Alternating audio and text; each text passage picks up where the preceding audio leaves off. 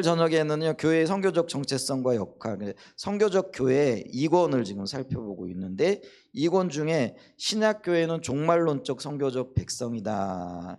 종말론적이라는 거는 마지막 때라는 거죠. 근데 하나님이 계획하셨던 마지막 나라가 뭐냐면은 완전한 하나님의 통치가 이루어지는 나라잖아요. 그래서 이 하나님의 통치가 우리 가운데 온 거, 이게 바로 종말 시대라는 거죠. 근데 이게 왜 완성이 아니고 또 종말론적인 어떤 시대라라고 얘기하면은 이 부분적으로 임했는데 완성되어진 건 아니죠. 그렇기 때문에 우리가 이 종말이다 이렇게 얘기하고, 그러면 부분적으로 언제 임했느냐? 예수님께서 이 땅에 오실 때에 하나님 나라가 오셨다. 그래서 예수님과 하나님의 나라를 우리가 보게 되어질 때 예수님의 초림이 하나님의 나라가 우리 가운데 맛보기로 온 거고요. 그 다음에 이제 예수님의 재림하실 그때에는 온전한 통치 가운데 온전하게 임하게 되어지는 거죠. 그걸 이제 우리가 두 단계로 임하는 하나님의 나라다 이렇게 살펴봤죠. 그래서 이거를 신학적으로는 이미와 아직 이렇게 이제 정의를 하고 있는 것들을 보죠. 그래서 예수님의 초림과 함께 이미 하나님 나라가 왔는데 그 나라는 부분적인 거죠. 시간과 공간과 또 어떤 면에서는요 여러 가지 제약을 가지고 있죠. 그래서 예수님이 하나님 나라를 가지고 이 땅에 오셨는데 그 나라는 하나님이 계신, 그러니까 예수님이 계신 그 지역에만 이루어지고 있는 거죠. 그러니까 시간과 공간의 제약이 있는 거죠. 근데 이제 반면에 주님이 승천하시고 또 성령을 보내셔서 그 백성들 가운데 임하셔서 교회를 세우시고 그 교회를 통하여 하나님 나라가 완전하게 임하기 위한 준비 과정들을 지금 하고 계시죠. 지금 우리가 그 시대를 살아가고 있어요.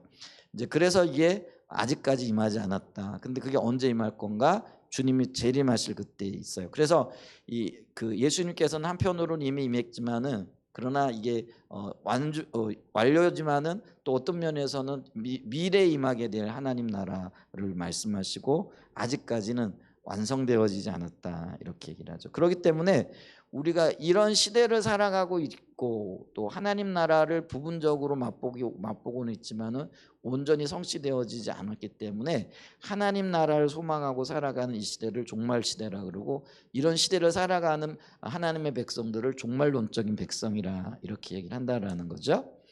자, 그러면 이제 이 종말론적 백성들에게 주어진 어떤 책임이라 그럴까요? 또 사명이라 그럴까요? 그게 바로 선교죠.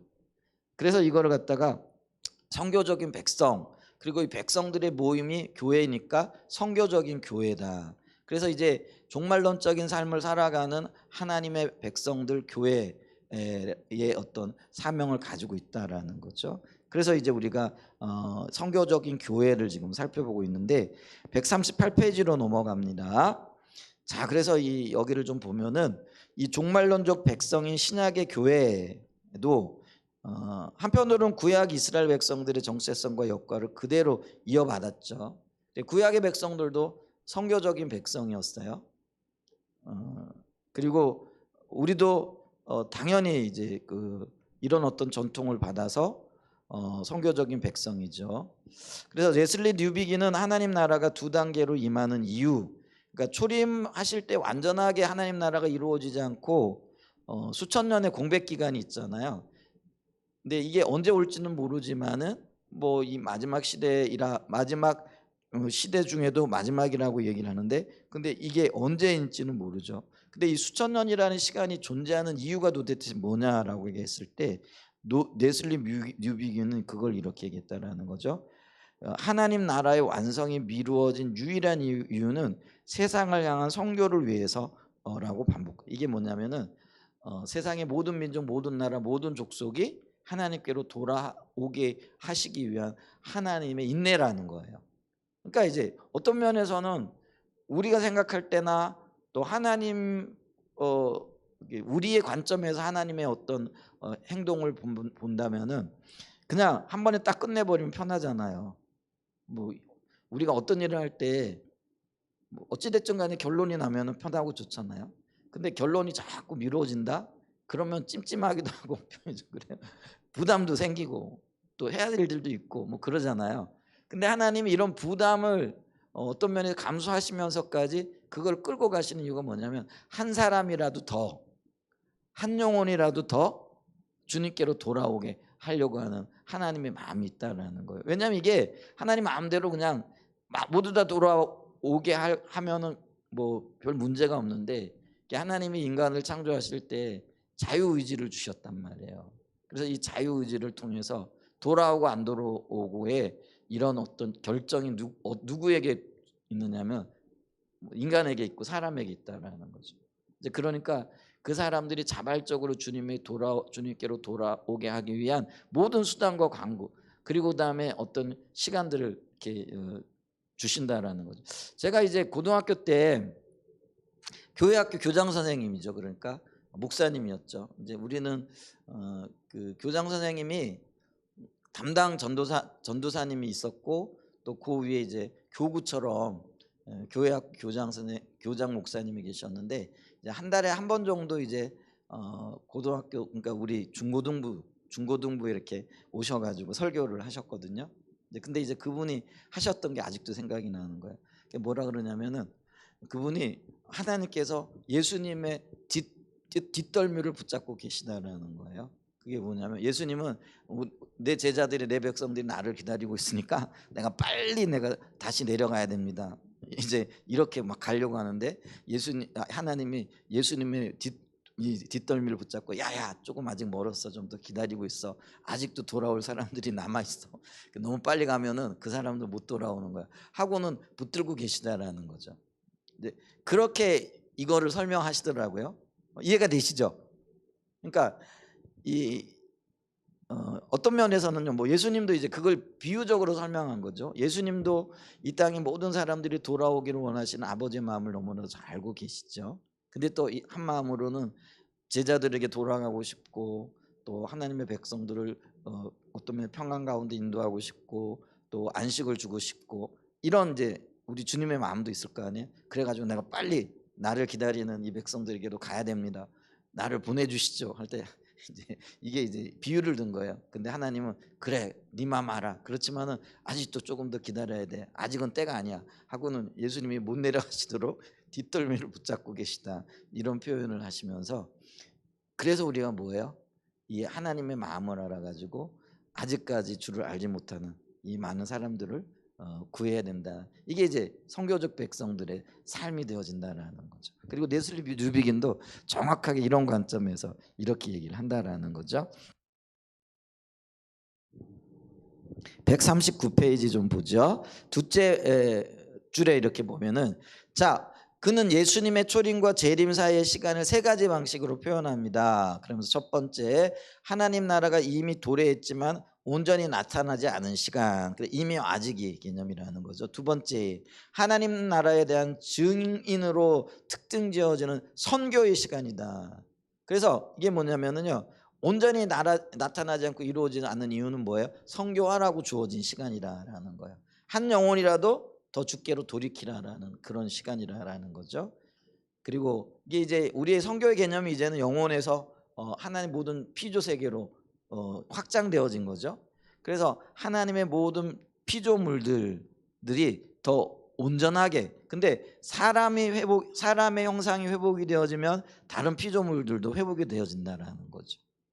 그래서 보세요, 도덕적인 그 사람들의 어떤 형상이 회복이 되어지면은요, 그 도덕적인 그 사람들의 어떤 영향력이 자연계까지도 흘러가게 되어지는 거죠. 이제 그게 연관성이 있다라는 것들을 보고, 세 번째, 자, 이 시대는 그럼 선교를 하는데 성령의 주도로 이 시대가 그 선교를 감당하게 되어져 있다는 거죠. 그래서 세 번째, 이 시대는 성령 시대로, 그래서 예수님의 초림과 재림 사이의 신약 시대에서 하는 교회의 핵심적인 과정은 성령의 능력으로 선교를 감당하는 거다. 그래서 이걸 세 가지로 압축했던, 이미와 아직의 긴장 관계가 있다. 그 이유는 선교를 위해서다. 근데 이 선교는 누구를 중심으로 하고 누구의 능력으로 감당해야 된다고요? 성령의 능력으로 감당해야 된다. 그러니까 지금까지 우리가 들었던 많은 이야기들을 이분은 이제 이렇게 이야기를 해주고 있다라는 거죠. 이제 그러면서요, 이분이 굉장히 중요한 이야기를 해요. 여기 그는 심지어 교회가 선교적이 아니면, 그러니까 요 1, 2, 3 요거를 감당하지 않으면은요, 더 이상 교회의 길을 중단한 것이라고. 이게 점잖게 얘기를 해요. 근데 이 말의 핵심적인 의미는 뭐예요? 그거 안 하면 교회가 아니라는 거예요. 그러니까 이 땅에 수많은 교회들이 있는데 교회 크고 작고 이게 상관없다라는 거예요. 근데 이 중심에 바로 이게 없으면은요, 그건 교회가 아니라는 거예요. 하나님이 원래 세우시고 의도하셨던 교회, 그러니까 그게 있잖아요. 처음으로 부르신 아브라함으로부터 시작해가지고 이스라엘 백성들, 그 다음에 또 이 성령의 그 임재하심을 통하여 세웠던 교회. 오늘 우리가 오순절 마가의 다락방에 임했던 성령의 역사를 통해서 방언을 통해 가지고 하나님이 뭘 전하게 하셨어요? 하나님의 큰 일을 전하겠다라는 거예요. 그게 선교라는 거죠. 그래서 그들이 돌이키고 그들이 회개하고 그들이 하나님을 믿게 돼요. 그래서 이 마가의 다락방에 임했던 성령의 강력한 역사로 인해 가지고 그들이 하나님의 일을 들으면서 어떻게 할까 할 때 베드로가 이제 다음 주에 살펴보겠지만 일어나 가지고 복음을 전하고 그 복음을 듣고 그날에만은요 몇 명이 회개하고 돌이켰다고요? 3,000명이 회개하고 돌이켰다는 엄청난 역사가 일어났다는 거죠. 그러니까 그런 그러니까 하나님의 창조의 형상을 원래의 형상대로 회복되어지는 것, 이게 선교인데 그들이 하나님을 만나고 주께로 회복되어지는 놀라운 역사가 있었다는 거예요. 그러니까 교회는 이런 DNA가 있어야 되는 거죠. 어떻게 하든지 하나님의 원래 형상 그리고 복음의 회복이 일어나야 되고 근데 이제 세상의 교회들 세상 교회들 이 땅에 많은 교회들이 정말로 이 복음의 본질을 깨닫고 하나님의 형상이 회복되어지고 또 그 회복되어진 그 형상을 나누는 자리로 나가느냐, 이게 아니죠. 많은 경우에는 뭐에 있어요? 그냥 어떤 기복적인 의미로서 혹은 이 땅에서 잘 되고 잘 먹고 잘 살고 편안하게 지내는 어떤 것들에 초점이 맞춰지면은요 이게 교회의 본질을 잃어버리는 거예요. 그러면 하나님의 관점에서는 그거는 더 이상 하나님의 교회가 아니라라는, 이게 굉장히 어떤 면에서는요 강력한 이야기가 이게 지금 이 말이라는 거죠. 그래서 여기 좀 더 들어보면은요, 교회가 성교적 정체성을 상실하면 신약 성경이 말하는 그 찬란한 호칭들을 받을 자격을 잃게 된다. 신약 성경이 말하는 찬란한 호칭이 뭐예요? 그게 이제 구약에서 이어지는 거잖아요. 뭐 제사장 나라, 특별한 소유, 또 뭐 거룩한 백성. 이게 얼마나 아름다운 이야기예요. 이제 그거를 그 베드로는 그대로 받아가지고, 그러니까 출애굽기 19장에 나와 있는 이야기들, 그게 이제 구약의 개념들이잖아요. 근데 그거를 사도 베드로는 그대로 교회에 적용을 하죠. 그래서 너희가 하나님의 특별한 소유 아니냐, 또 하나님의 제사장 나라 아니냐, 너 하나님의 거룩한 백성 아니냐, 이렇게 얘기를. 근데 그게 교회에 주어지는 아주 특별한 호칭들이라는 거죠. 근데 그 호칭을 주는 거는 하나님께서 그들로 하여금 대한 사회로서 모델 사회, 모델을 제시해 주는, 그래서 그 모든 열방으로 하나님께로 돌아오게 하시기 위한 하나님의 계획이 있었다는 거죠. 근데 이 계획을 호칭만 있고 하나님의 계획을 잃어버리게 되어지면 그 교회는 더 이상 하나님의 교회로서의 어떤 그 역할 혹은 사명, 이거를 망각하게 되어졌다라는 거죠. 그래서 여기 보면 그 찬란한 호칭들을 받을 자격을 잃게 된다. 그렇게 말해야 된다라는 거예요. 그리고 그걸 그렇게 받아들여야 되는, 우리는 단도직입적으로 말해야 한다. 자, 더 나아가 뉴비기는 마지막이 미루어져 있는 유일한, 그러니까 주님이 다시 오시는 이게 우리는 오실 날을 소망하잖아요. 그러니까 초대교회 성도들도요 그 고난 가운데서 참 그들이 소망했던 한 가지가 있었다면 뭐냐면 주님 속히 오십시오였어요. 근데 그 아름다운 신앙인들의 그 어떤 간절한 열망이죠. 그것이 어떤 면에서는 그 미루어진 이유, 그렇잖아요. 뭐 우리처럼 뜨뜻미지근하게 신앙생활하는 사람들도 아니고 초대교회 성도들 보면 그들이 죽어가면서 주님 앞에 마지막 했던 기도 중에 하나가 주님 속히 오십시오 이거거든요. 근데 그 간절한 기도가 미루어진 거잖아요, 어떤 면에서는. 근데 그 미루어졌던 유일한 이유도 뭐냐면은요, 성교에 있다라는 거죠. 하나님이. 그래서 이게 성교학적으로 보게 되어지면 모든 족속 모든 나라, 그런데 많은 나라들이 열방 민족 족속들이 주님께로 돌아왔고 복음은 들었지만 아직도요 성경학적으로 보면 미전도 종족이 많이 있다라는 거예요. 그런 측면에서 보면은 이게 이제 어떤 면에서는 이제는 뭐 인터넷 기술의 발달이라든지 여러 가지 어떤 미디어의 발달로 인해서 그게 점차 빨라지고는 있어요. 그게 옛날보다는 훨씬 더 빨라지는 거죠. 그러니까 사람이 안 가도 복음은 먼저 들어가는 거죠. 그래서 북한 땅에 우리 사람 못 가잖아요. 근데 극동방송 듣고 예수 믿게 되어져 가지고 탈북한 사람들이 있다는 얘기 들어보셨어요? 그런 일들이 일어나는 거죠. 그러니까 이게 미디어가 이제는 옛날에는 이제 뭐 라디오 뭐 이런 거였지만 지금은 이제는 스마트폰 뭐 이런 걸 통해 가지고요. 그러니까 이제 어떤 면에서는 아직 미전도 종족이 많이 있는데 이게 훨씬 더 빨라질 수도 있는 여건이 지금 성숙되어진 거죠. 미디어의 어떤 그런 발달과 통신 기술의 발달 이런 것들 때문에. 근데 아직까지는 몰라요. 언제 모든 족속 모든 나라 모든 사람들에게 복음이 전파되어져야 되고 그들이 믿고 안 믿고 돌이키고 안 돌이키고는 그들의 일이지만은 그 일이 먼저 있어야 된다는 거죠. 그래 그 일이 있기까지 주님이 아직 미루고 계시다. 하나님의 예수님께서 목덜미를 잡으시고 이게 비유예요. 진짜 그렇다는 의미가 아니고 잡으시고 얘야 아직도 조금 기다려야 돼 이렇게 말씀하고 계시다. 근데 그 이유가 모든 나라 모든 민족에게 복음이 준 거 이게 성교의 소명이 완수되어지기까지다라는 거죠. 그래서 참된 종말론적 관점은 필연적으로 선교적 순종을 의미할 것이고 따라서 선교로 이어지지 않는 모든 종말론은 거짓된 종말이라고 강력하게 말합니다. 그래서 있잖아요. 뭐 주님 오시는 것에 초점을 맞출 게 아니라요. 우리는 주님 오신다라는 전대제가 얻었기 때문에 어떻게 하면 모든 나라 민족 족속들에게 주님을 전할 건가 여기에 초점이 있어야 된다라는. 근데 우리의 관심은 어디에 있어요? 이단들의 관심도 어디에 있어요? 또 사람을 겁주는 것도 어디에 있어요? 주님 다시 오시는 거니까. 그러니까 순종해야 돼. 그러니까 주님 다시 오실 거니까 뭐 집도 팔고 뭐도 팔고 다 그러면서 진작 있죠. 그 지도자들은 자기 거 안 팔더라고. 우리 왜 그 1992년도인가요? 왜 다미 선교회 있었잖아요. 그때 사람들 있잖아요. 자기 재산, 자기 집, 자기 자동차 다 팔아가지고요. 그거 다 그들 표현대로 헌금했거든요. 근데요, 진짜 그 지도자들은요, 그렇게 얘기를 하면서 자기 것들은 안 팔았단 말이에요. 그게 이제 이게 거짓형이죠. 자기들도 사실 안 믿는 거죠. 그렇게 주장을 하면서. 근데 지금 있잖아요. 신천지고 뭐고 전부 다 이게 그들의 어떤 종말론적인 어떤 그런 사고들 그리고 그걸 주장하면서 성도들을 미혹하는 거예요. 겁주는 거잖아요. 그러니까 그걸 받아들여 가지고 신천지 성도들도요. 뭐 선도라 그래야 신도라 그래야 되나. 뭐 그들도요. 자기 거 다 팔고 다 바치고.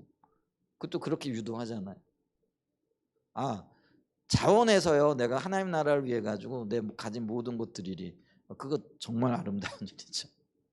근데 누구의 강요에 의해 가지고 그런 일들이 일어난다. 그거는 바람직한 건 아니라는 거예요. 근데 그런 일들이 이단인 사회에서 일어나고 있더라. 근데 그게 잘못된 종말론이라는 거예요.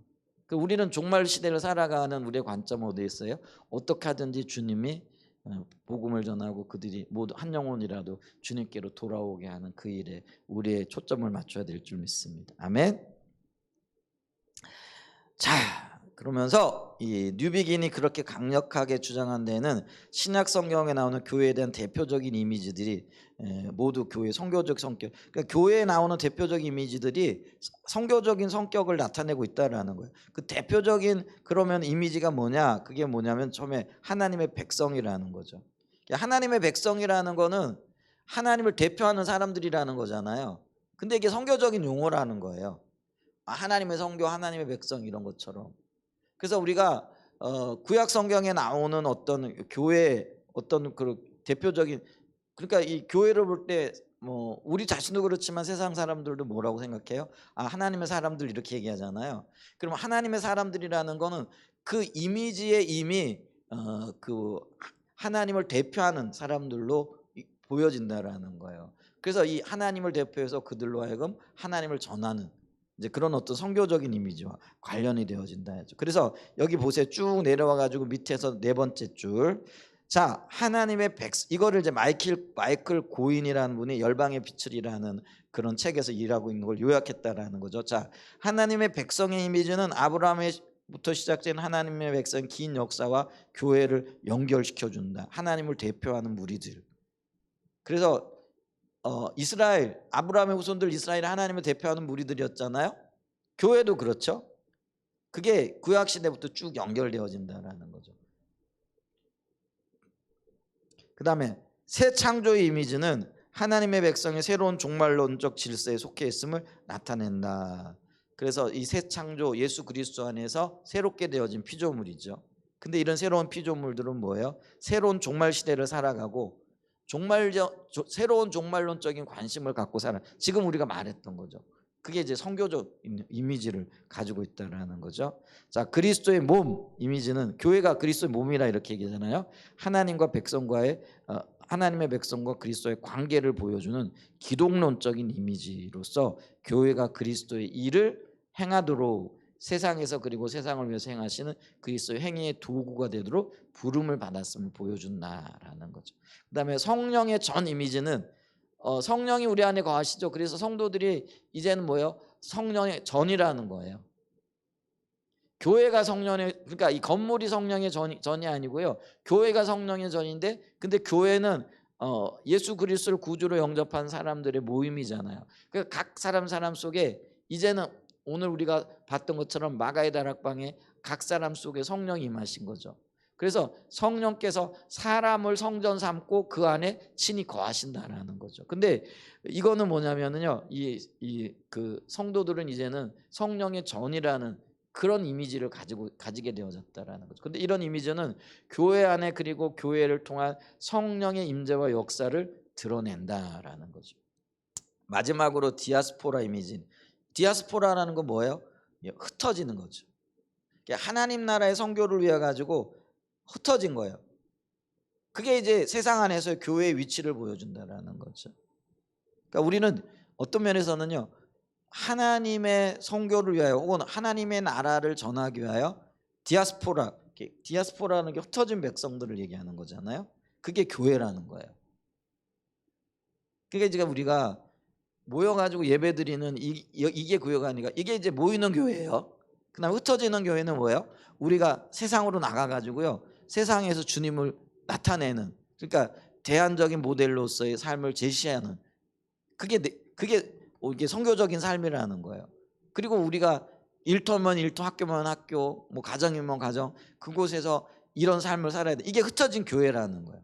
그러니까 모여서 함께 예배할 때 모이는 교회예요. 근데 모이는 이유는 뭐예요? 흩어지기 위해서 모이는 거예요. 또 흩어지는 이유는 뭐예요? 모이기 위해서 모이는 거예요. 이게 있잖아요. 아주 신묘막측하다라는 거죠. 이런 원칙들을 우리가, 이게 이제 교회의 이미지라는 거죠. 그래서 이 각각의 모든 이미지는 교회의 선교적 본질에 대한 우리의 이해를 깊게 만들어줍니다. 따라서 각각의 이미지가 보여주는 각각의 특징들은 교회의 선교적 본질을 확정하고 강화한다는 거예요. 우리의 생각의 지평들, 이런 것들을 넓혀준다는 거예요. 그리고 그거를 강화한다라는 건 더 강력하게 그런 것들을 알게 하고 깨닫게 하고 보게 하고 확신하게 한다라는 그런 의미가 되어지는 거죠. 참 우리가 제가 이렇게 보면서 참 모르고 살아온 게 참 많더라고요. 또 모르는 게 참 많더라고요. 그래서 책도 좀 부지런히 더 읽어야 되겠구나, 이런 것들도 좀 생각하게 되어지고요. 이게 교회의 일원으로서 우리가 신앙생활을 해왔는데 어떤 면에서는 상당히 자기중심적인 신앙생활을 해온 것들도 많이 있더라고요. 본질 가운데 서 있다, 뭐 서기를 원한다, 뭐 이렇게 했지만은, 근데 참 우리가 좁은 시야 가운데 있었던 부분들도 참 보게 되는데, 이런 어떤 표현들, 이런 이미지들, 이런 어떤 의도들, 뭐 이걸 보면서 이 교회가 우리의 짧은 인식 혹은 짧은 지식 가운데 머물 수 있는, 혹은 우리의 신앙이 그리고 하나님의 의도가 그게 아니다라는 것들을 여실히 보게 되어지는 거죠. 그러니까 우리가요, 평생 자라나도요, 정말 하나님이 의도하셨던 의도를 좀 따라가기 너무나 부족하다라는 것들을 깨닫고 그게 이제 그 겸손함으로 야 우리가 좀 더 배워야 되겠구나, 또 들어야 되겠구나, 또 부지런히 어떤 기회가 있으면 또 쫓아다니면서 이런 것들이 필요해요. 책도 좀 읽고요, 기도도 하고. 근데 참 제가 이제 요즘 생각하기에 책 읽기 참 힘들죠. 몇 장 읽다 보면 해야 할 일이 생각나고요. 두어 장 읽다 보면은 또 뭐 이것저것 뭐 이런 게 너무 많죠. 근데 이제 옛날에는 그래도 젊었을 때는 뭐 앉은 자리에서 책도 읽기도 하고 그랬는데 참 나이가 들어가면서 힘들긴 해요. 그래도 우리는 배워야 한다는 거죠. 이런 것들을 보면서 야, 참 배울 게 아직도 너무너무 많다 하는 그런 생각들을 하게 되어지는, 물론 성령께서 비춰주시고 함께 하셔야 되겠지만은요. 자, 그런 얘기들을 쭉 얘기해요. 그래서 결국은요, 구약 시대도 그랬지만은 신약 시대, 신약의 교회들도 결국 뭘 위해 존재하는 거예요? 성교로. 그래서 성교적 성경 해석학이라는 책에서는 성경을 성교적인 관점을 가지고 봐야 된다는 거예요. 그래야만이 성경의 하나님의 의도를 제대로 볼 수 있다라는 그런 의도를 가지고 책을 썼더라고요. 조금 어렵긴 한데 이제 그런 책들도 좀 이제 좀 읽어볼 수 있으면 참 좋겠다 싶어요. 야, 자, 그래서 이제 141페이지 넘어갑니다. 자, 그러면 이제 이 성교와 성령 이렇게 보죠. 성교에서 핵심적인 역할을 하시는 분이 누구라고요? 성령님이라는 거죠. 그래서 사도행전의 주인공도 누구죠? 뭐 베드로가 주인공이 아니고요, 바울이 주인공이 아니에요. 성령님이 주인공이에요. 근데 그 성령님이 누구를 제시하고 있어요? 예수 그리스도, 더 나아가 하나님을 제시하는 거죠. 그래서 이 그 성령은요, 성교에 있어서 핵심적인 요소다라는 거죠.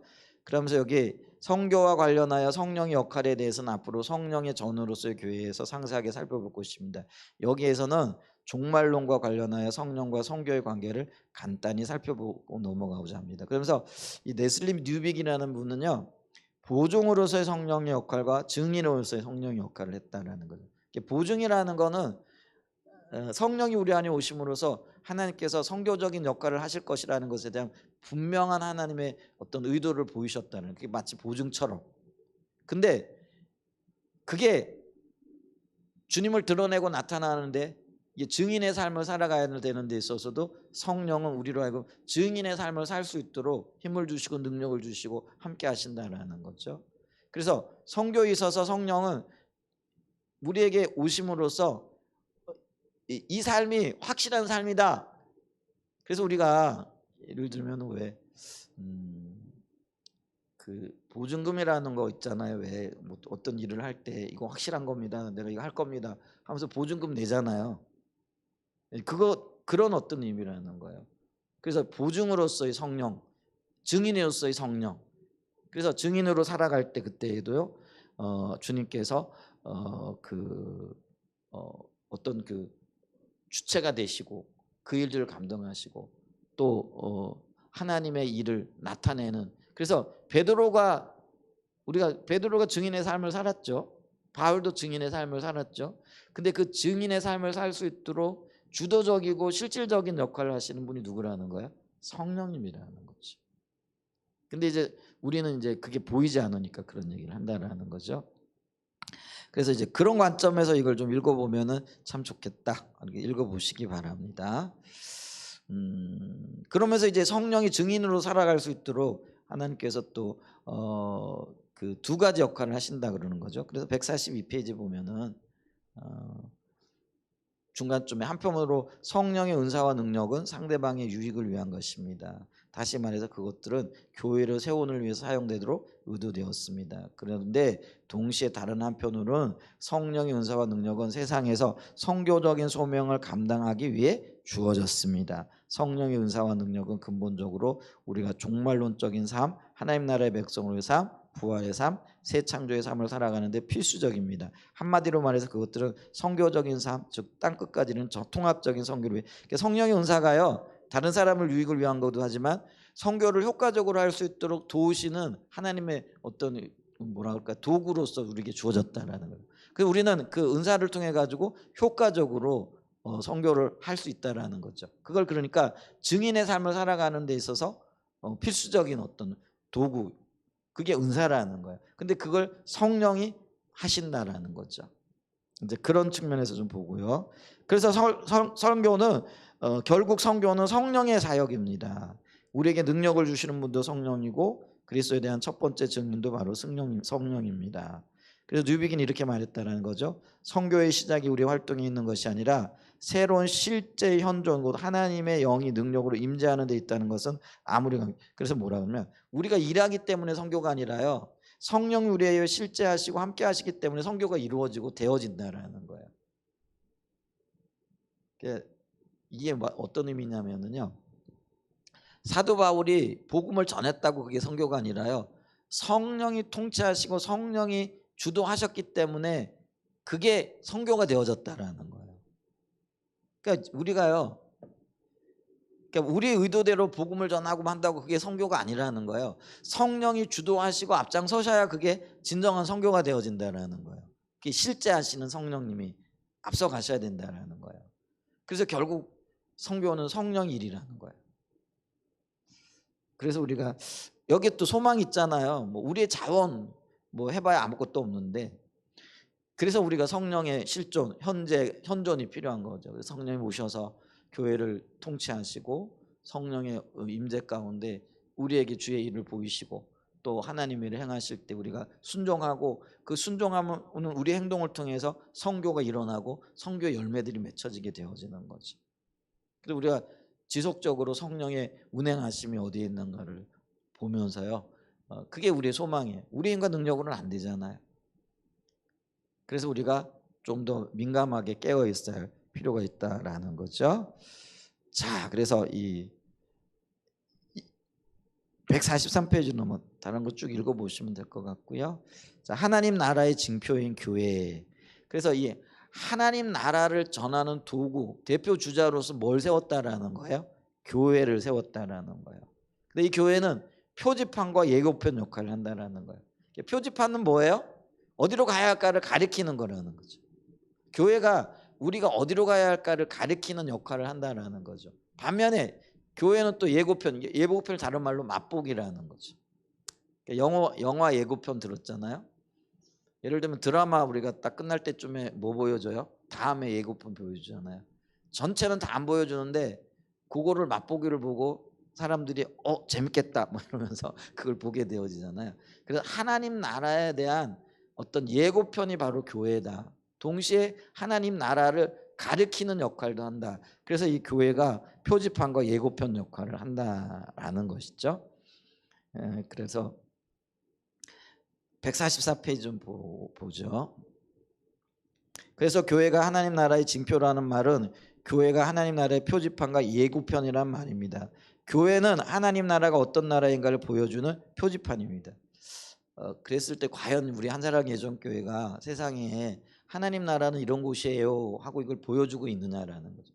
사람들이 한사랑교회에 이렇게 와가지고 하나님 나라는 이런 곳이군요 하고 그걸 깨닫고 알게 되어지는 이제 그런 일들이 일어나고 있느냐라는 거. 이건 다양한 방법으로 그런 일들이 시도되어져야 되겠죠. 그걸 보여줘야 된다라는 거죠.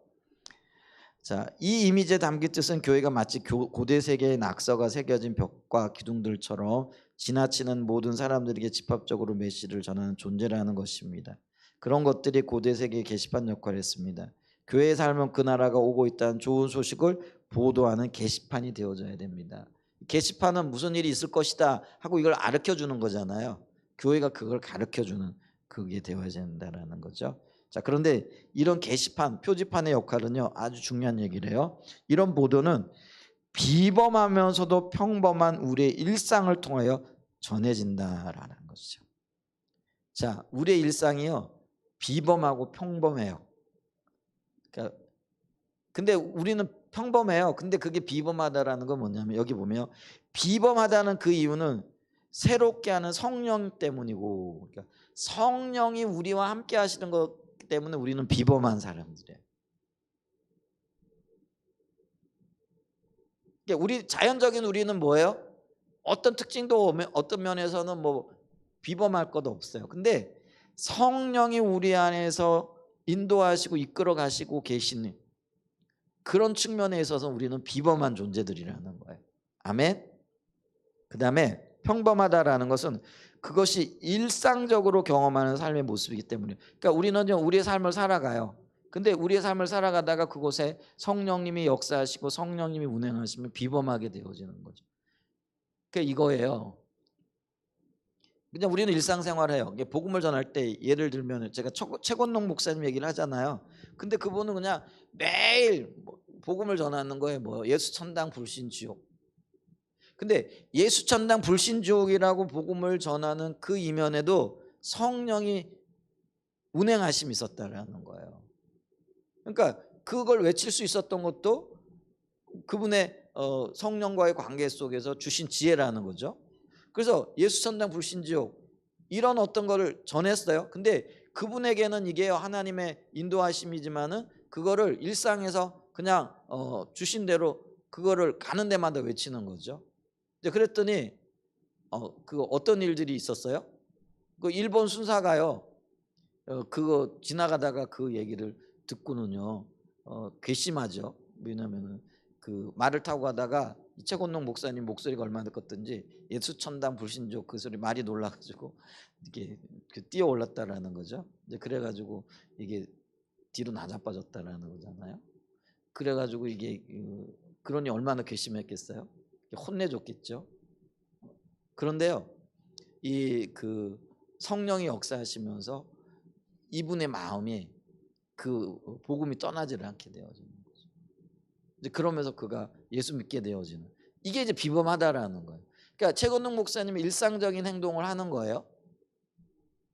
근데 그 일상적인 행동에 성령이 역사하시니까 비범한 열매들, 비범한 역사들이 나타난다라는 거죠.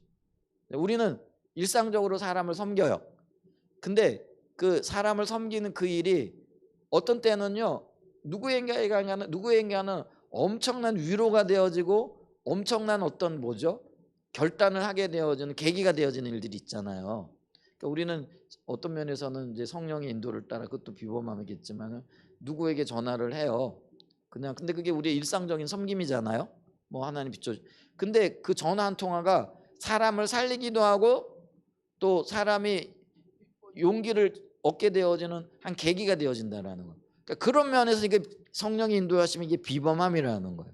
근데 이 비범함이 평범한 우리의 어떤 순종을 통해 가지고 열매 맺게 되어진다는. 그러니까 이런 것들을 통해 가지고 우리는 세상에 그 하나님 나라를 전하는 거예요. 교회가 그 일을 하는 거라는 거죠. 근데 이 교회의 이런 행동은 한편으로는 비범하고 한편으로는 평범하다라는 거예요. 이해가 되세요? 왕비 이해돼? 예영아 이해가 돼? 예, 맞아요. 그게 이제 우리의 모습이라는 거죠. 그러면서 이분은 이제 이런 얘기는 사실 포도나무 교회 가운데 이런 귀한 일들이 많이 일어나고 있대. 우리 한 사람 예전 교회 가운데도 이런 일들이 전혀 없는 건 아닌데 많이 일어날 수 있는 은혜가 있기를 축복합니다. 아멘.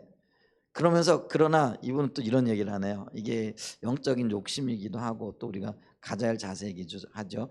다른 한편으로는 교회와 각 성도의 삶 속에 그 일들이 더 많이 일어나야 합니다. 그것이 우리의 간절한 열망이요 기도입니다. 예, 한사랑 예전교회 이런 놀라운 일들이 더 일어날 수 있기를 기도합니다. 그게 이제 교회의 어떤 그 징표가 표지판과 예고편. 예고편은 뭐 따로 얘기 안 해도 알겠죠. 이게 우리가 맛보기를 보여주는 어떤 것들이라는 거죠. 자, 그러면서 이제 146페이지로 넘어가요. 좀 요게 제가 왜 이러냐면은 지난번 화요 집회 때도 요게 나누어졌었어요, 그죠? 그래서 다시 반복이 되어지기 때문에 조금 더 이렇게 쉽지 않을까 싶어요. 근데 여기 있어요. 그러면서 그는 교회가 하나님 나라의 징표로서의 삶을 구체적으로 나타나는 한 가지 좋은 예로서 서로라는 단어를 주목한다. 신약 성경은 교회가 주안에서 서로에게 헌신하며 급진적인 삶을 살아가도록 격려합니다. 그래서 이 서로라는 단어의 용례들을 통해 가지고 이 교회의 역할들이 아름답게 나타나고 또 이 표지판으로서 또 예고편으로서의 하나님 나라의 어떤 역사들을 얘기하고 있다 그러면서 이 서로라는 단어에 주목한다라는 거죠. 그러면서 이 서로라는 단어가 들어가 있는 신약 성경의 여러 성경 구절들을 쭉 나열하고 있어요. 예를 들면 서로 지체가 되었느니라, 얼마나 좋은 말이에요. 형제를 사랑하며 서로 우애하고 존경하기를 서로 먼저 하며 서로 마음을 같이 하고 너희도 서로를 받으며 쭉 나가는 거죠. 그러면서 이제 우리가 잘 알고 있는 히브리서 10장 24 서로 돌아봐 사랑과 선행을 서로 격려하며 뭐 이런 서로라는 이런 서로 돌보고 서로 돌아보는 이곳 가운데에서 하나님 나라의 구체적인 어떤 그 역사들, 구체적인 그 교회의 어떤 삶이 구현되어진다, 드러나고 나타나게 되어진다라는 것들을 우리가 볼 수 있다라는 거죠. 자, 그러면서 이제 147페이지 맨 마지막, 그는 특히 새로운 사회 체제인 교회에 대해 네 가지 중요한 내용을 관찰한다. 첫째, 교회는 동시대 사람들이 문화적인 우상 숭배에 사로잡혀 있기에 그들의 삶과 구별되는 방식으로 삶을 살도록 부름받았다. 대한사회로 부름받았다라는, 그게 이제 교회란. 그러니까 다른 그 시대 동시대 사람들과는 다른 삶을 살아가도록 초청받은 사람들이라는 그런 의미, 교회는. 자, 그래서 둘째, 근데 이 새로운 존재의 범위는 포괄적이라는 것이라는 거죠. 이게 포괄적이라는 거는 예를 들면 영혼 구원만을 위한 게 아니라는 거예요. 문화적인 모든 영역에, 우리의 삶의 모든 영역에 이르는 굉장히 범위가 넓은 거를. 그러니까 그리스도인은요, 마음이 좀 넓어야 돼요. 어느 한쪽에 이렇게 너무 이렇게 뭐랄까요, 어떤 분들은 그거를 뭐라 그럴까요, 자기 신념이다, 뭐 확신이다. 근데 아니에요. 물론 그런 것도 있어야겠지만은 분명히 그건 필요해요. 근데 그리스도인들은요, 조금 모든 것들에 대해서 열린 마음이 있어요. 우리 주님처럼. 그런 마음이 좀 있어야 된다라는 거죠. 그래서 주님이 아시면 된다, 혹은 주님이 하신다라는 그런 어떤 생각을 가지고, 그래서 삶의 모든 것이 그리스도의 주되심 아래에 놓여 있다라는 거죠. 그 다음에 셋째, 문화의 우상들을 잘 이해한다는 것이, 그 문화적 우상들이 많은, 이게 뭐냐면은 문화들의 우상, 우리의 생각의 모든 밑바탕에는요, 그러니까 우리가 문화로 일컬어지는 그 모든 것들, 혹은 우리의 신념, 우리의 어떤 체계들 그 밑에는요, 이게 종교적인 어떤 믿음이 있더라는 거예요. 근데 그게 우상이라는 거예요. 우리도 잘 느끼지 못하는 거지만, 예를 들면 우리가 그 얘기를 많이 들었잖아요. 진화론을 우리가 과학이라고 생각하는데 그건 과학이 아니고 종교라는 거예요. 그리고 그들 그 밑에 뭐예요? 그 어떤 종교적인 어떤 그들의 우상이 있다라는 거죠.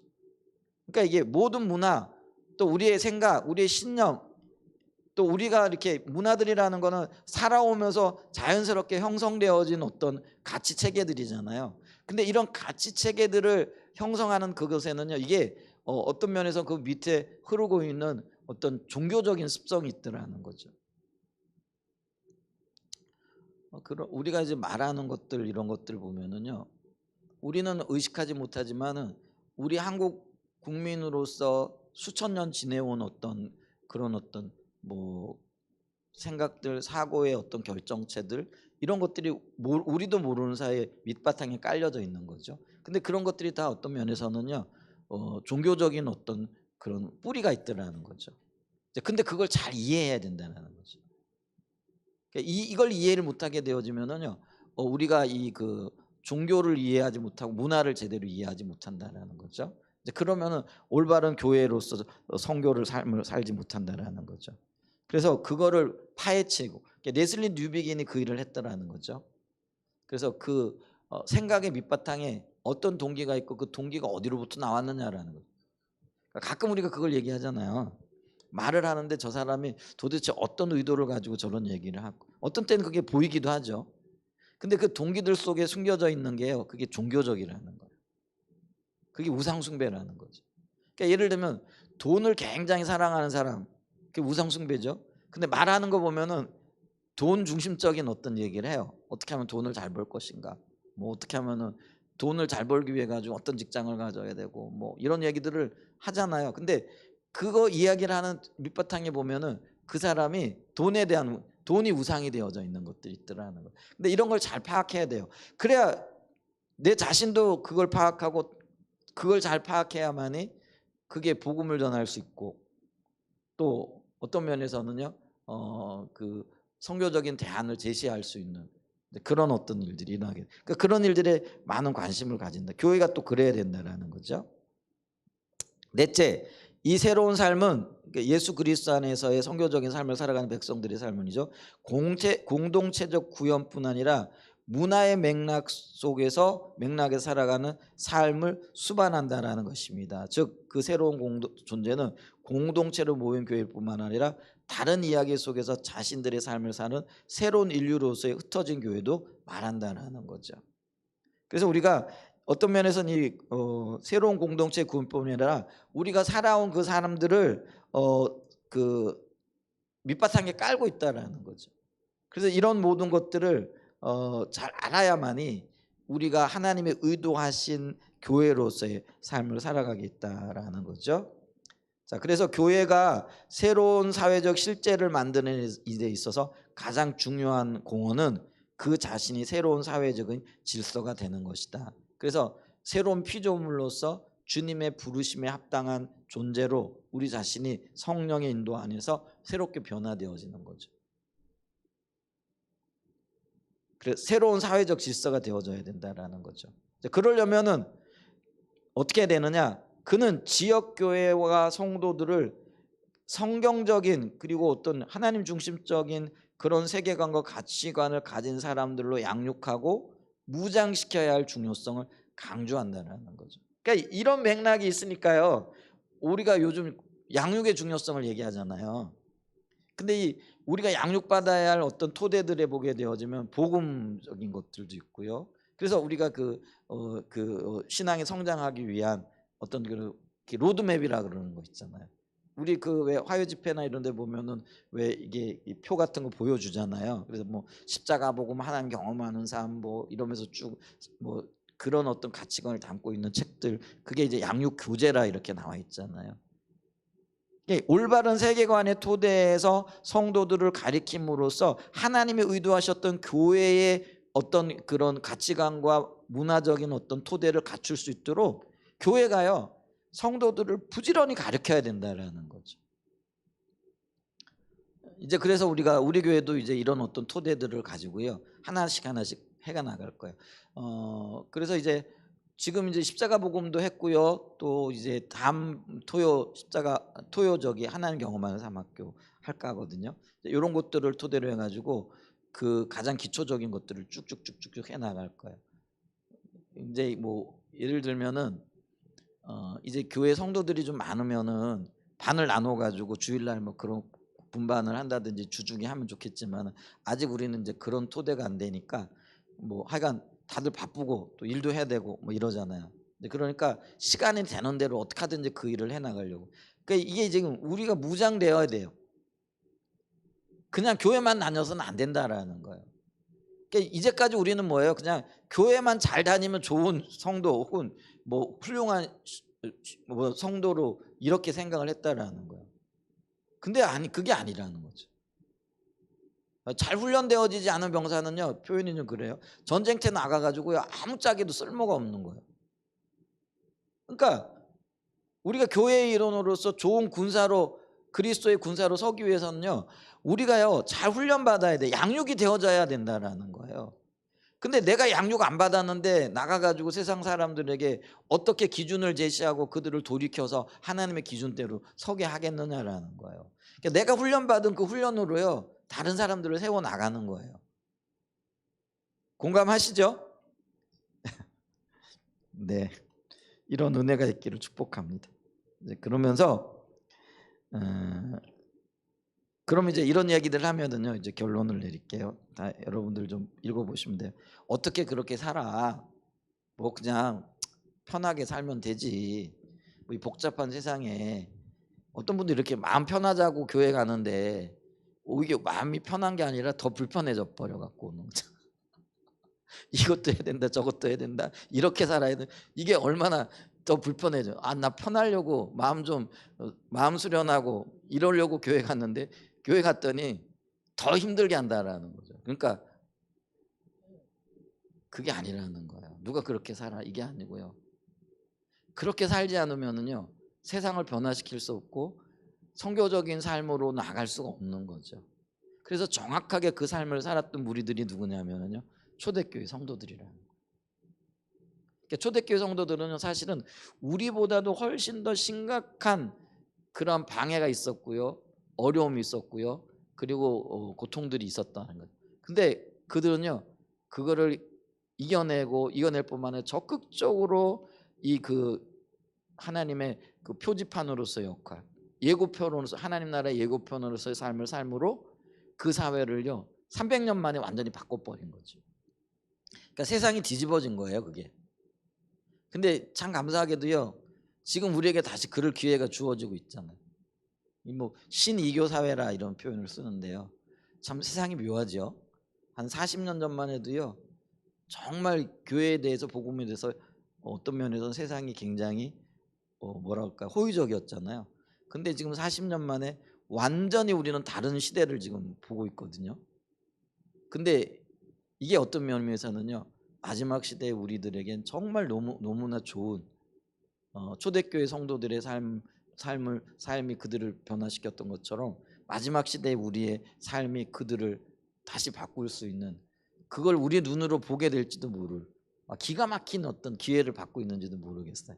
한편으로 생각하면 그런 거잖아요. 그런 은혜가 있었으면 좀 좋겠습니다. 누가 그렇게 살아 이게 아니고요. 적극적으로 그 삶을 추구해야 돼요. 그리고 신뢰가 초대교회 성도들이었다라는 거죠. 그래서 여기 이제 초대교회 예하고 나와 있어요. 그래서 이 부분 좀 잘 읽어보시면은 지금 무슨 이야기를 하고 있다라는 것들이 이해가 되어질 줄 믿습니다. 네, 기도하겠습니다.